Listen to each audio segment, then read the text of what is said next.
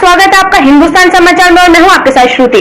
लक्सर क्षेत्र के खानपुर में झमाझम बारिश में जहां गर्मी से लोगों ने राहत का सांस ली, वहीं किसानों में खुशी की लहर दौड़ रही है। रात को झमाझम बारिश होने से क्षेत्र के किसानों का चेहरा खिल उठा। उमड़ घुमड़ रहे बादल के बीच मौसम सुहावना बना रहा। आइए दिखाते हैं पूरी खबर। जिससे तपिश व उमस में आमजन ने राहत की सांस ली। तपिश के कारण जुराई खेतों में इस बारिश से नमी आ गई है, वहीं धूलकण से भी सबको छुटकारा मिला है। मूसलाधार बारिश खेतों में लगी फसल के लिए वरदान साबित होगी। वहीं धान की बीज गिराने में काफी कारगर साबित हुआ है। क्षेत्र के कुछ जगहों पर किसानों द्वारा गिराए गए धान के बिछड़े मुरझा रहे थे, जिससे काफी लाभ हुआ है। लंबे समय के बाद पड़े पानी की बूंदों ने लोगों को सुखद एहसास कराया है। बरसात में किसानों के भी चेहरे खिल गए हैं। उन्हें अब खरीफ की खेतों में बेहतर उम्मीद नजर आने लगी है। किसान एक महीने से बारिश को लेकर आसमान की ओर टकटकी लगाए हुए थे। बारिश को देखकर उनके चेहरे भी खिल गए। किसान बारिश होने के साथ खरीफ फसल की तैयारी में लग गए हैं। गन्ने की फसल में सबसे ज्यादा लाभदायक है। गन्ने को पानी भरेगा, उसकी खुश्की हटेगी, बढ़वार होगी। और धान की फसल में की बुआई के लिए भाई जैसा चेरी बो रखी पशुओं के लिए, उनकी बढ़वार ज्यादा होगी। और भाई आम की फसल है, आम की फसल पर चेपा आ रहा था, उसकी वजह से सारी अम्बिया नीचे गिरी थी काली होकर, तो उनका भी बहुत राहत मिलेगी और चेपा धोया जाएगा, वो घटेगा। हाँ बारिश भाई आज जो बारिश हुई इसका किसान खुश है। इसमें बहुत ज्यादा गर्मी हुई थी, परेशान था, गन्ने में पानी चलाना परेशानी बनी हुई थी। बहुत गर्मी तो बहुत राहत मिल गई। आज फसलों को भी बहुत फायदा, गन्ने को चीज को पानी देना था, इसका बहुत फायदा हो रहा आज। और मौसम भी ठंडा हो रहा है, इससे किसानों को बहुत फायदा आज जो बारिश हुई थी। और फसल भी अच्छी होगी, बारिश हुई तो बहुत खुशी आ रही थी। परेशान थे, गर्मी में तो ज्यादा ही परेशान थे। लक्सर में पूर्व मुख्यमंत्री हरीश रावत पर हुए मुकदमे को लेकर कांग्रेस कार्यकर्ताओं में भारी आक्रोश बढ़ता जा रहा है। जी हां, लक्सर में गुस्साए कांग्रेसियों ने राज्य के मुखिया त्रिवेंद्र सिंह रावत का फूका पुतला। इस दौरान कांग्रेसियों ने कहा कि देहरादून में हाल ही में पूर्व मुख्यमंत्री हरीश रावत द्वारा पेट्रोल डीजल व महंगाई को लेकर आवाज उठाई थी।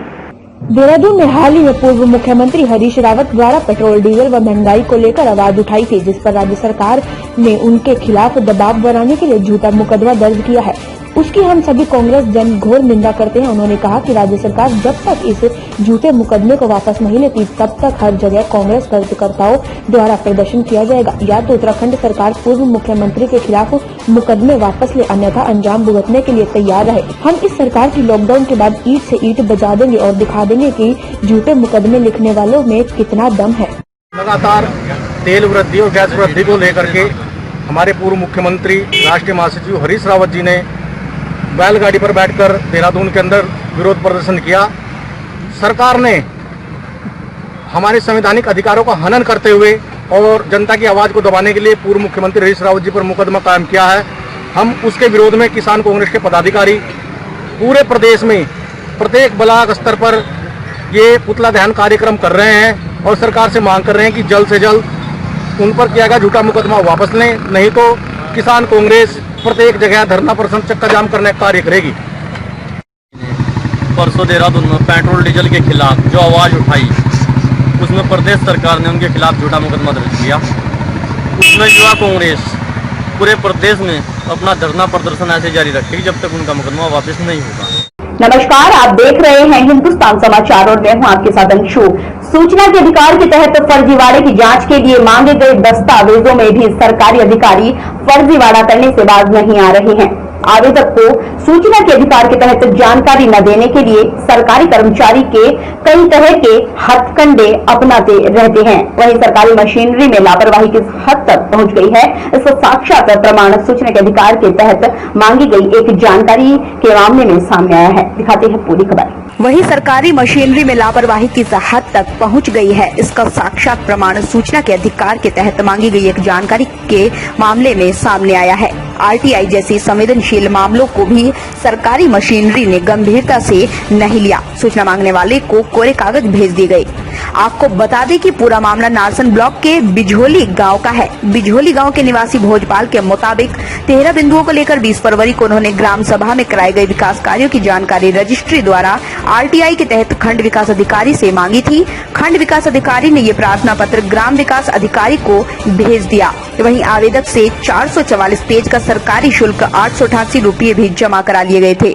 कुछ दिन बाद आवेदक भोजपाल के पास एक रजिस्ट्री आई। भोजपाल ने बताया कि जब रजिस्ट्री खोलकर देखा गया तो उसमें 135 कोरे कागज निकले, जबकि सूचना 444 पेज पर देनी थी, जिसका उन्होंने शुल्क भी जमा किया था। उन्होंने बताया कि फिलहाल उसने सूचना आयोग व खंड विकास अधिकारी को इस बाबत शिकायत दर्ज करा दी है।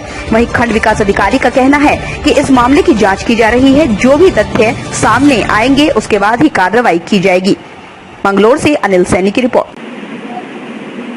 भोजपाल द्वारा जो ये कहा गया है कि मुझे कोरे पेज दिए गए हैं, वो रजिस्ट्री लोक सूचना अधिकारी द्वारा की गई है। उसके बाद उसके द्वारा मुझे लिखित में शिकायत दी गई कि मुझे उन्होंने कोरे पेज दिए हैं। उसकी जांच के लिए मैंने लेटर लिख दिया एडीओ पंचायत को। जांच में जो भी तथ्य सामने होंगे, क्योंकि वो स्पीड पोस्ट या रजिस्ट्री के द्वारा ही उसे कागज भेजे गए हैं सभी, और उसके साथ में ये भी लेटर भेजा गया होगा कि किस बिंदु के कितने पेज हैं।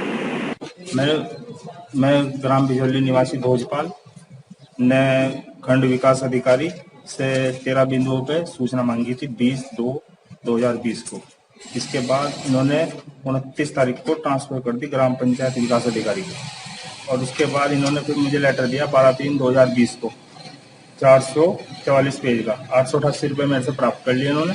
और मुझे इस 2-3 महीने के बाद, लगभग 2-3 महीने गुजरने के बाद, जब मैंने इसमें अपील के लिए प्रार्थना पत्र दे दिया तो इन्होंने मुझे 135 पेज पूरे दिए गए, जिसका वजन 646 ग्राम है। असम क्षेत्र के खानपुर विधानसभा के खानपुर से लेकर दल्लावाला तक करीब 7 किलोमीटर का सड़क निर्माण होना है, जिसमें रास्ते में पड़ने वाले सभी गांव में टाइल्स लगाई जानी है। गांव के बाहर के हिस्से पर सड़क का निर्माण किया जाना है। कार्य शुरू हो चुका है। लोगों ने कार्य में हो रही गड़बड़ी की शिकायत क्षेत्रीय विधायक कुंवर प्रणव सिंह चैंपियन से की है। देखिए पूरी खबर। जब इस सड़क पर डंपर गुजरेंगे तो बनाई जा रही इस सड़क का कितना बुरा हाल हो जाएगा। क्षेत्रीय विधायक कुंवर प्रणव सिंह चैंपियन ने बताया कि उनके 3 साल की गहन प्रयास के बाद सड़क निर्माण को मंजूरी मिली है। सड़क पर बजट 16 करोड़ रुपए का था, जिसके कारण काट कर 9 करोड़ का रख दिया गया। उसमें से भी पैसे काट कर दिए जा रहे हैं। क्षेत्रीय विधायक ने मामले को उत्तराखंड मुख्यमंत्री के सामने ले जाने की बात कही है। साथ ही उन्होंने लक्सर उप जिला अधिकारी पूरण सिंह राणा से भी कहा कि सड़क पर जो शौचालय बना ली गई है उन्हें अति शीघ्र हटाकर सड़क की चौड़ाई पूरी बहाल कराई जाए और सड़क को पूरी चौड़ाई के साथ ही बनवाया जाए। कुंवर प्रणव सिंह चैंपियन के साथ पहुंचे पीडब्ल्यूडी के एक्शन ने बताया कि सड़क में जहां टाइल्स लगनी है वह नीचे के फर्श पर 28 दिन के बाद लगाई जानी चाहिए थी, जबकि ठेकेदार ने उसे 7वें दिन ही लगा दी, जिसके कारण सड़क में दरार आ गई। ठेकेदार को विभाग की ओर से तत्काल नोटिस दिया जाएगा और लगाई गई टाइल्स को हटवाया जाएगा। इसमें जो ये टाइलें इन्होंने लगाई है, इन्होंने अभी माननीय विधायक जी के सामने ही स्पष्ट किया था कि ये कल इन्होंने शुरू किया, और इनसे पूछा गया कि इसमें ये कमी क्यों आई, इसमें करेक्ट क्यों शो हो गए हैं, जबकि इसमें अभी एक्सेल लोड नहीं गया है, ट्रैफिक लोड नहीं गया है। तो इनका खुद का मानना था कि ये 7 दिन के बाद ही इन्होंने लगा दिए हैं, जो कि बहुत गलत किया है। इसलिए जो है इनको मैंने अभी जो भी इंटरलॉकिंग टाइल्स इन्होंने लगाई हैं ये हटाने के निर्देश दे दिए हैं, और इनसे हम शो कॉज नोटिस हम इनको आज ही जारी करेंगे कि इन्होंने क्यों विभागीय परमिशन के पहले 7 दिन के बाद ही ये टाइल्स क्यों लगाई हैं, जबकि 28 दिन के बाद लगनी चाहिए थी। और फिलहाल इनको अभी तुरंत ही हटाएंगे। हमारे द्वारा 3 साल से बहुत गहन प्रयास किए जा रहे थे और राज्य सरकार के पास धनराशि नहीं थी, इसलिए राज्य सरकार से पैसा नहीं आ पाया। हमने सीआरएफ में इस योजना को माननीय मुख्यमंत्री जी की घोषणा के अंतर्गत भिजवाया था। 16 करोड़ रुपए इसके लिए स्वीकृत हो गया था, लेकिन जो सलाहकार थे पीडब्ल्यूडी के मिस्टर भट्ट, उनके द्वारा न जाने क्यों 7 करोड़ रुपए काट दिया गया और सिर्फ इसमें 9 करोड़ रुपए की योजना हमको मिली है। उसमें से भी और पैसा कम इनको कट के मिल रहा है। अभी मैंने निरीक्षण किया, मेरे साथ हमारे एसडीएम मिस्टर राणा है, हमारे एग्जीक्यूटिव इंजीनियर मिस्टर नेगी हैं और तमाम स्टाफ इनका है, कॉन्ट्रैक्टर्स भी हैं, क्षेत्रीय जनप्रतिनिधि भी मेरे पास आए हैं। जो टाइल्स यहाँ यूज हो रही हैं आप दिखाइएगा जरा। इन टाइल्स का बता रहे जेस्टेशन पीरियड पूरा नहीं हुआ और ठेकेदार को पता नहीं क्या जल्दी है पैसा लेने की, काम गलत करने की। उसने टाइल यहाँ क्यों लगाई? पहली बार तो मैंने अपने एक्सचेंज को निर्देश दिया है कि ठेकेदार को शो कॉज नोटिस तत्काल जारी किया जाएगा। और मैं शासन में हमारे आईएएस हैं सुधांशु जी, तो सचिव पीडब्ल्यूडी के हैं, उनके संज्ञान में लाऊंगा आदरणीय मुख्यमंत्री जी के पास ये विभाग है, उनसे भी आग्रह किया जाएगा कि एक तो वैसे खादर का एरिया है, यहाँ पर हाई वाटर टेबल एरिया है, रेता है, यहाँ पे इंटरमॉलिक्यूलर स्पेसेस सॉइल की बहुत ज्यादा होती हैं, मिट्टी स्टेबल नहीं है। और तीसरी बात यह है कि यहाँ पे 50-50 टन से ज्यादा के डंपर्स चलते हैं। अगर ऐसी स्थिति रही तो ये सड़क 3 दिन में नहीं चलेगी। मैं तो ये सुझाव दूंगा कि इसमें टाइल्स का रिस्क लेने के बजाय इसमें सीसी रोड लगाएं और थिक कोट लगाएं। दूसरा, हमारे एसडीएम ने अभी देखा है जो यहाँ पे रोड के ऊपर अतिक्रमण हो रहा है, टॉयलेट्स बना लिए गए हैं, अपने पुश्ते बना लिए गए हैं, उनको तत्काल रूप से हटवाया जाएगा और रोड की जो स्टैंडर्ड चौड़ाई 4.5 मीटर की है उसका निर्धारण किया जाएगा। और मैं तो ये भी कोशिश करूंगा कि जो पैसा काटा गया है वो दोबारा से मिले, और जब तक यहाँ पे नालियां नहीं बनेंगी तो जल भराव होगा, दोबारा से सड़क टूटेगी। अभी प्रारंभ किया है, अभी और आगे निरीक्षण करेंगे, बाकी आप अधिकारियों से पूछ सकते हैं। बात करते हैं रुड़की की, जहां सिविल लाइन कोतवाली पुलिस को बड़ी कामयाबी हाथ लगी है। पुलिस ने 5 बदमाशों को गिरफ्तार किया है, जिनके पास से चोरी का एक ट्रैक्टर भी बरामद हुआ, जिसकी कीमत कई लाख बताई जा रही है। आइए दिखाते हैं पूरी खबर। आपको बता दें कि रुड़की की ग्रीन पार्क कॉलोनी से बीती 20 जून को बदमाशों ने मौके पाकर किसान उस्मान का ट्रैक्टर चोरी कर लिया था। तभी से सिविल लाइन कोतवाली पुलिस और CIEU की टीम बदमाशों की धरपकड़ के लिए लगातार प्रयास में जुटी थी। पुलिस को देर रात सूचना मिली थी कि आरोपी किसी घटना को अंजाम देने के लिए सोलानी पार्क के पास घूम रहे हैं। पुलिस ने आनंद फानन में बदमाशों की घेराबंदी कर 500 बदमाशों को गिरफ्तार कर लिया। बदमाशों से पुलिस ने सख्ती से पूछताछ की तो उन्होंने ट्रैक्टर चोरी की घटना को स्वीकार किया।